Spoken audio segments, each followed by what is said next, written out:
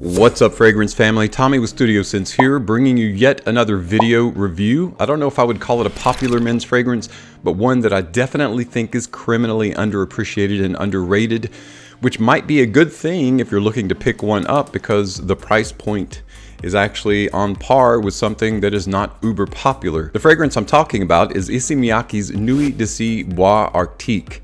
And when you hear that name, it probably puts you in mind as something Arctic, cold.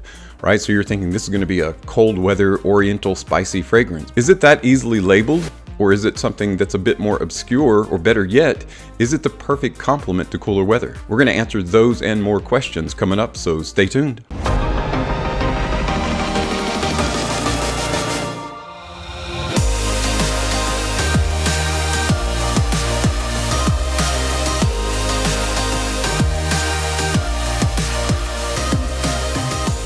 Welcome back, everyone. Now today we're talking about Issey Miyake. Issey Miyake is probably a name that if you're in the fragrance community you're familiar with, probably better known in the 60s and 70s for fashion, and more importantly to you and I, men's fragrance. Issey Miyake has created some absolute stunners, not the least of which Pulse of the Night, Polaris, Noir Argent. Now these are the darker, spicy oriental, but also some nice blue fragrances like Blue Astral, and every year a new fruity or green light summer fragrance. But the fragrance we're going to take a close look at today is one I'm very happy to own and bring you more information on because I think more people need to get their nose on this one. Nuit d'Issey Bois Arctique. The Nuit d'Issey line has some pretty good fragrances, but I do think this particular flanker puts it on the map. What we're going to do today, to kind of give you an index or site map of what's going to happen, we're going to talk a little bit about the presentation, about the note breakdown, the notes that are in the fragrance. I'm going to tell you a little bit about the fragrance pyramid, what you can expect, when you should wear it, where you can buy it, if it's worth the price of admission, kind of give you my final thoughts on this fantastic men's fragrance. Yes, I'm going to say right up front, it's not a secret, it's not a spoiler. This is a stunner, guys, and I'm going to explain to you why I feel that way about the fragrance.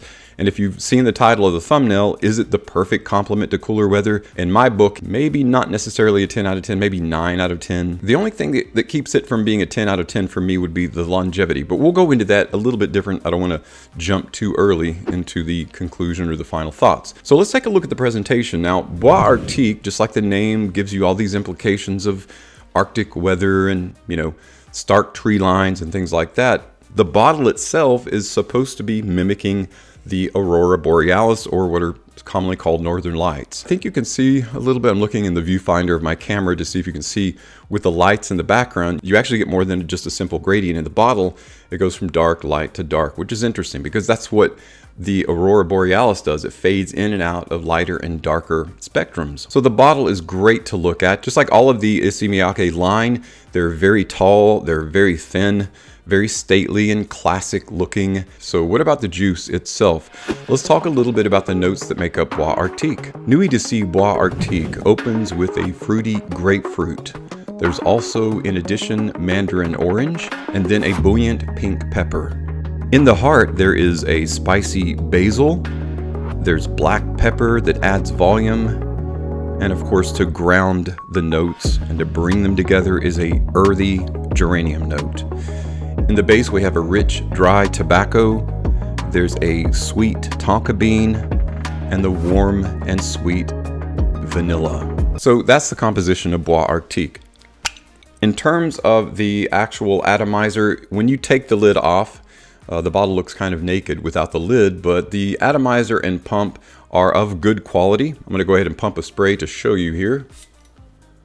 One of my previous videos, I talked about fragrances that were mercurial in nature. They had some icy facets as well as warm facets. Certain fragrances are very linear in what I call WYSIWYG. What you smell is what you get. It doesn't really change from the open to the mid to the base. So it doesn't have much of a fragrance pyramid, although there is a top, middle, and base in most fragrances. This is one of the more changeable, or I guess you could say mercurial type of fragrances, because it does actually have those icy facets as well as some warmer facets in the base.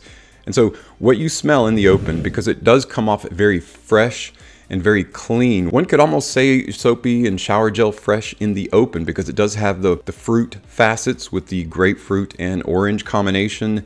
And of course you've got pepper giving it some buoyancy, a little bit of volume there. So the open is tremendously fresh, and it is a great greet and welcome to the fragrance aroma. But it is one of the most short-lived opens of any fragrance I've experienced. But that's not a bad thing, because as much as you like a fruity open, fruits are relatively short-lived always, especially the more citrus that you go. So what you start to get immediately from the open into the heart is that basil.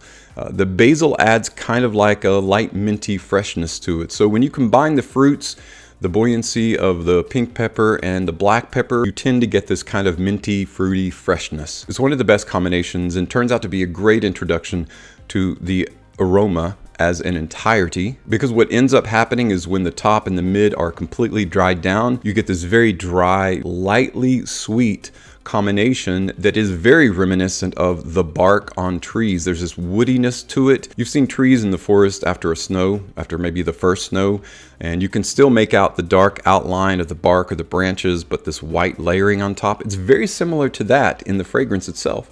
That's why I think it's so brilliantly named. You get this very fresh, lightly minty, fruity coolness that is a great introduction to a continuing freshness into the heart, into the base with a combination of tobacco, vanilla, tonka bean, which is kind of hinting at that woodsy tree bark, but a bit richer in flavor, a little bit less delicate in nature. The end result, guys, I can't say enough, is a brilliantly designed stunner of a fragrance. It's got this sweetness to it that you just can't quite catch. It's like a net that will never hold the butterfly that it's after. You can't quite get it. You can't quite reach it, because just when you get to it, it flits away. But that's a good thing, because a fragrance that does that, in other words, if it doesn't lay heavy on the back of your tongue, you know, when you're smelling it, if it doesn't lay heavy on your olfactive palate, it leaves you wanting more. You have to move around and let it kind of commingle with your entire olfactive sense so that you can get a sense of what it is. A brilliant stunner of a cool weather fragrance, not limited to cold weather. That's what I love about this fragrance, is the versatility. The dry fruity facets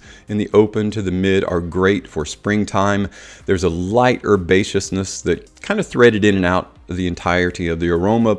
It's definitely not based on that, but it has it. Facets of that herbaceous greenness, but by and large it lives in that very cool, fresh, lightly sweet Arctic sensation. Have you ever sprayed on a fragrance that you just feel immediately gives you some sort of masculine finesse? So it does feel a bit more formal in terms of how it wears. It can be worn formally, informally, casually, dressed up, whatever you prefer. That's part of the versatile nature of Bois Arctique. What typically happens though to these stunners that are released in the Issey Miyake line, whether it's the L'Eau d'Issey or Nuit d'Issey line or others, they're really hard to find, especially the more popular. This one is starting out to kind of be a slow burn, and that's good news for you because it's still available. You can get it anywhere from 70 to 80 some dollars at most discounters, and yes, that's the discounted rate. Right now I think you can get it at FragranceNet for under 82 bucks, which is a really good deal still yet for a 100 ml bottle. It is eau de parfum concentration. Now let's talk about the performance a little bit. That's the only, I don't want to say negative because I think it performs admirably.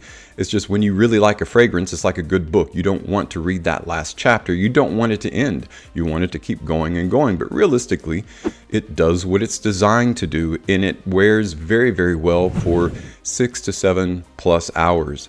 Now, going into that 8th hour is when it draws back in typical EDP fashion and sits closer to the skin. Can't really smell it unless you're directly in the line of fire of someone's wake or they're really close to you. But during the first 6 to 7 hours that you're wearing it, it performs very well. So to appropriately answer directly the question in the title, is Bois Arctique the perfect complement to your wintertime fragrance collection? Absolutely, it is. If you don't own it, do yourself a solid and grab it up, grab a sample, try a friend's out first, or blind buy it. It's a safe blind buy if you like anything about the description that we talked about today. I think a lot of fragrances are created to fit a category like amber specific or oriental spicy or fresh summer green or fresh fruity. This particular fragrance I think fits a little bit in almost every category. That's what provides the great versatility of Bois Arctique. Well guys, that's it for my review of Nuit d'Issey Bois Arctique by Issey Miyake. If you already own it, please let me know what your thoughts are, what you like about it or what you don't like about it. Share that with everyone in the comments below. Or if you have a Nuit d'Issey favorite or an Issey Miyake favorite, share that with us as well. Always want to hear your comments. Guys, thanks so much for tuning in today. As always, thank you so much for your continued support on my channel. I will see you tomorrow with another video review.